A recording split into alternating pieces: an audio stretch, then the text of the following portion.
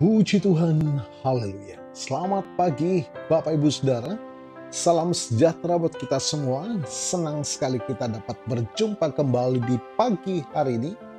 Di hari yang ke-139 di tahun 2026.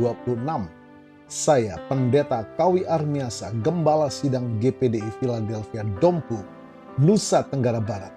Dengan penuh sukacita menyambut Anda di pagi hari ini. Puji Tuhan. Bapak Ibu Saudara, kita sangat bersyukur kalau sepanjang malam dalam peristirahatan kita boleh menikmati pemeliharaan Tuhan, perlindungan Tuhan, dan kembali pagi ini kita dibangunkan dengan tubuh yang sehat walafiat. Amin. Kita ada, kita kuat, kita sehat karena berkat kita, karena berkat dari Tuhan. Itulah sebabnya kita harus mempermuliakan Tuhan sepanjang hari ini, dalam segala apa yang dapat kita kerjakan. Puji Tuhan. Bapak Ibu Saudara, mari bersama kembali kita akan menikmati firman Tuhan yang adalah makanan yang sesungguhnya bagi jiwa kita, agar kita dimampukan menjalani sisa hidup kita dalam perkenan kepada Tuhan. Kita masih dalam masa-masa ibadah penantian Roh Kudus. Dan mari kita melihat kebenaran firman Tuhan. Roh Kudus bukan untuk berbangga-bangga dengan pengakuan sudah dipenuhkan dengan Roh Kudus. Mari kita melihat kebenaran firman Tuhan, bagaimana dampak yang keluar dari pribadi yang sudah dipenuhkan dengan Roh Kudus. Dan kita akan melihat kebenarannya di dalam Kitab Efesus pasal 5 ayat 18 sampai 21. Ini standar kehidupan yang dipenuhkan dengan Roh Kudus. Puji Tuhan. Tema yang saya ambil pagi ini adalah dampak kehidupan yang dipenuhi Roh Kudus. Mari kita akan membaca per ayat dalam teks ini. Saya akan mulai dari ayat 18. Dan janganlah kamu mabuk oleh anggur, karena anggur menimbulkan hawa nafsu. Tetapi hendaklah kamu penuh dengan roh. Bapak Ibu Saudara, Rasul Paulus menegaskan bahwa kehidupan orang percaya tidak boleh dikendalikan oleh dunia, tetapi oleh Roh Kudus.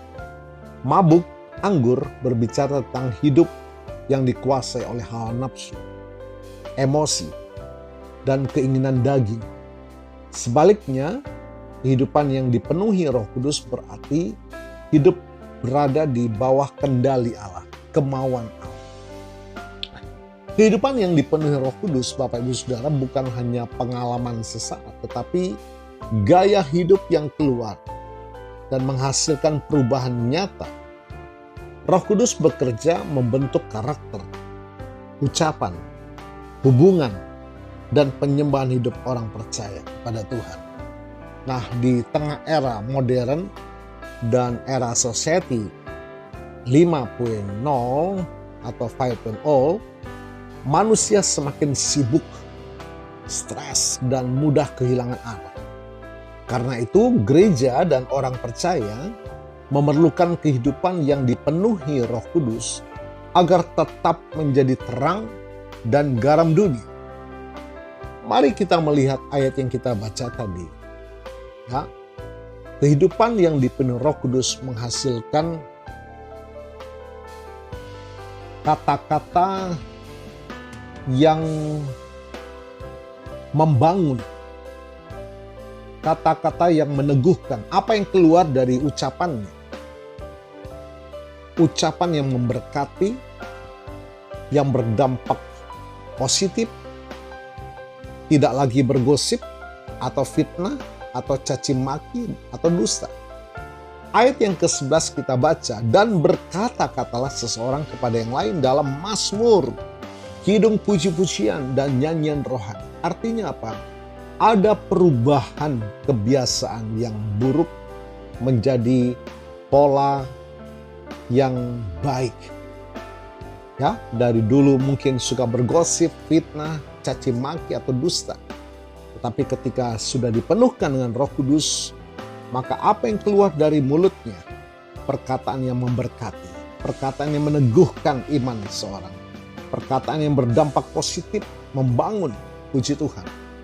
Mari kita melihat apa yang sudah terjadi dalam hidup kita. Yang kedua, Bapak Ibu Saudara, di ayat yang ke-20 menuliskan, ucaplah syukur senantiasa atas segala sesuatu. Kehidupan yang dipenuhkan Roh Kudus membawa hati yang selalu bersyukur. Ya. Salah satu tanda seseorang dipenuhkan Roh Kudus adalah memiliki hati yang mengucap syukur. Orang yang dikuasai daging mudah mengeluh, kecewa, iri hati, putus asa. Tetapi Roh Kudus mengajar kita melihat kasih Tuhan dalam segala keadaan. Mengucap syukur berarti mengakui kedaulatan Tuhan, mengakui otoritas Tuhan, walaupun mungkin sementara kita belum mengetahui rencana Tuhan dalam pergumulan yang kita sedang hadapi. Kadang manusia hanya bisa bersyukur saat diberkati, namun Roh Kudus memampukan kita. Sekali lagi saya mau katakan, Roh Kudus memampukan kita bersyukur bahkan di tengah proses dan air mata. Orang yang bersyukur akan lebih kuat menghadapi masalah, tidak mudah putus asa, dan tetap percaya bahwa Tuhan bekerja mendatangkan kebaikan. Katakan amin. Yang ketiga, ayat 21 berkata, dan rendahkanlah dirimu seorang kepada yang lain di dalam takut akan Kristus. Bapak Ibu Saudara, ketika Roh Kudus memenuhi seseorang, maka Roh Kudus akan menghasilkan kerendahan hati dalam orang tersebut. Haleluya. Banyak konflik terjadi karena manusia ingin menang sendiri. Tetapi Roh Kudus mengajar saling menghormati. Roh Kudus memampukan saling mengampuni. Roh Kudus memampukan saling mendukung dan saling melayani. Kehidupan yang dipenuhi Roh Kudus akan membawa damai dalam keluarga, dalam gereja, dan dalam pelayanan. Kerohanian sejati tidak hanya terlihat dari karunia Bapak Ibu Saudara, tetapi dari karakter yang semakin serupa dengan Kristus. Jadi Bapak Ibu Saudara yang diberkati oleh Tuhan, Efesus 5 ayat 18 menekankan agar orang percaya penuh dengan Roh. Bukan pilihan. Satu kehausan, satu keharusan kita orang percaya harus dipenuhkan dengan Roh Kudus. Hanya dengan kekuatan kehadiran Allah Roh Kudus dalam hidup kita yang mampu mengubahkan pola ucapan kita, yang memampukan kita tetap bisa bersyukur dan memampukan kita hidup dalam kerendahan hati. Buka hati selebar-lebarnya. Biarkan Roh Kudus melawat kita, memenuhi kita, dan memimpin kita. Puji Tuhan. Tanpa Roh Kudus, pelayanan hanya menjadi rutinitas. Tetapi dengan Roh Kudus, pelayanan menjadi penuh kuasa dan membawa perubahan. Tuhan Yesus memberkati. Haleluya.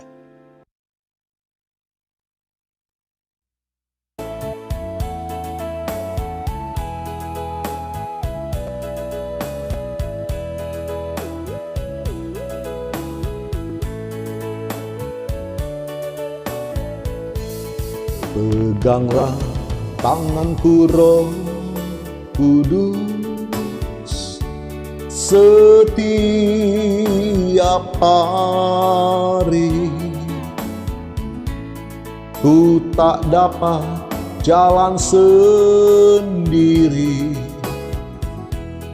tanpa Roh-Mu. Bawalah diriku kepada segala kebenaran, agar ku tidak tersesat mengikuti jalan.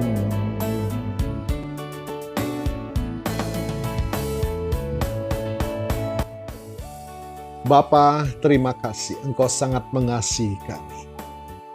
Kami sangat menyadari ketidakmampuan kami. Itulah sebabnya kami mohonkan lawatan-Mu Tuhan. Penuhi kami dengan Roh-Mu, agar mampu mengubahkan gaya hidup kami. Perkataan yang mendatangkan berkat, meneguhkan. Haleluya. Dan selalu mampu mengucap syukur, mengakui otoritas ilahi dalam hidup kami. Dan semakin kami hidup dalam kerendahan hati, untuk kami dapat mengasihi satu dengan yang lain. Terima kasih.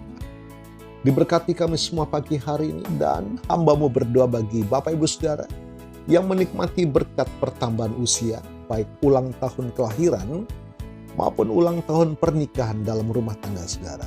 Kiranya anugerah, berkat kasih karunia dari Tuhan memberkati saudara, baik dalam pribadi maupun dalam rumah tangga saudara. Diberkati dalam nama Tuhan Yesus. Puji Tuhan. Mari buka tangan dan iman buat kita semua. Terima berkat dari Tuhan. Tuhan memberkatimu dan melindungimu.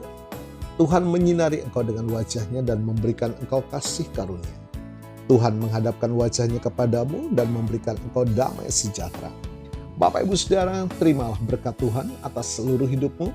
Terimalah berkat Tuhan atas rumah tanggamu. Terimalah berkat Tuhan atas usaha, dagang, dan pekerjaanmu. Terimalah berkat Tuhan atas pendidikan dan masa depanmu. Dan terimalah berkat Tuhan atas iman, ibadah, dan pelayananmu kepada Tuhan. Diberkatilah engkau berlimpah-limpah, baik jasmani dan rohani, hari ini sepanjang masa, sampai Tuhan Yesus datang kembali. Di dalam berkat nama Tuhan Yesus Kristus.